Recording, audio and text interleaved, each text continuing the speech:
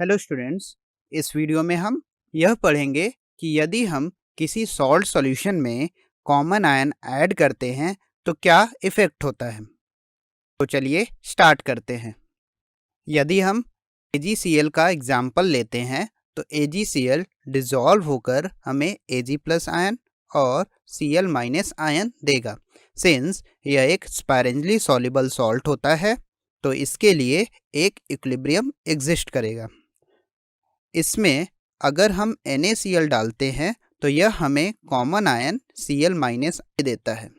अगर हम AgCl का सॉल्यूशन लें तो सॉल्यूशन में Ag+ आयन और Cl- आयन्स प्रेजेंट होंगे। इस सॉल्यूशन में NaCl ऐड करते हैं तो सॉल्यूशन में Cl- आयन्स का कंसंट्रेशंस बढ़ जाएगा।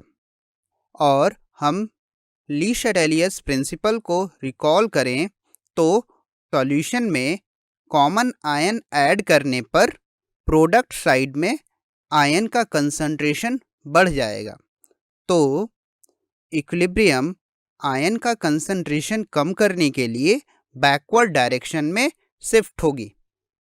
तो इस तरह हम यह कह सकते हैं कि कॉमन आयन ऐड करने पर स्पाइरेंटली सॉल्युबल सॉल्ट की सॉल्युबिलिटी डिक्रीज करती है। KSP की हेल्प से हम यह भी बता सकते हैं कोई भी सॉल्ट कब प्रेसिपिटेट करेगा। यह पता करने के लिए हम QSP, जिसे हम आयनिक प्रोडक्ट ऑफ सॉल्ट कहते हैं, वह निकालते हैं। QSP का एक्सप्रेशन KSP के एक्सप्रेशन की तरह ही होता है।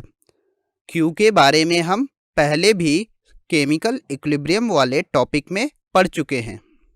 यदि QSP की वैल्यू KSP से ज़्यादा होगी तो सॉल्युबिलिटी इक्विलिब्रिया बैकवर्ड डायरेक्शन में शिफ्ट होगा और सॉल्ट प्रेसिपिटेट होंगे।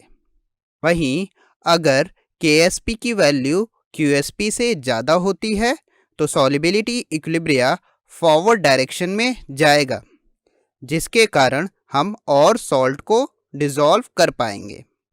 यदि KSP की वैल्यू QSP के इक्वल आती है तो हम कहेंगे कि वहाँ पर एक इक्विलिब्रियम है।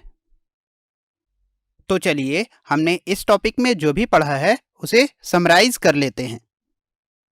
यदि किसी सॉल्ट की हाइड्रेशन एंथैल्पी उसकी लैटिस एंथैल्पी से ज़्यादा है तो वह सॉल्ट वाटर में डिसॉल्व हो जाता है।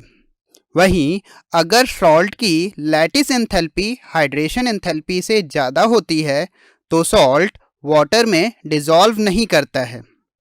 यदि हम एक स्पाइरेंटली सॉल्युबल सॉल्ट AX/BY लेते हैं तो उसके लिए सॉल्युबिलिटी इक्विलिब्रिया का एक्सप्रेशन कुछ इस तरह आता है।